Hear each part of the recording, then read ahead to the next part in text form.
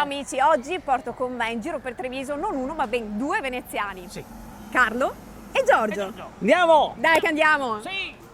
Allora, qui siamo alla Fontana dei Tette. Ha detto tette! Ebbene sì. Allora, questa fu voluta da Alvise da Conte nel 1500 e a ogni evento importante praticamente sgorgava per 3 giorni vino rosso dal seno sinistro e vino bianco dal seno destro.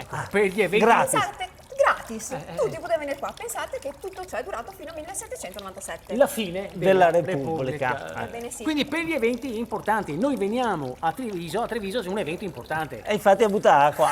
Quello, e uno dice, ma senti, ma magari, visto che siamo a Treviso, butta un attimo. Prosecco? O magari una tettina che butta un po' di birra. Una IPA? No. Dai. Faremo Però- richiesta, ragazzi. Però bello.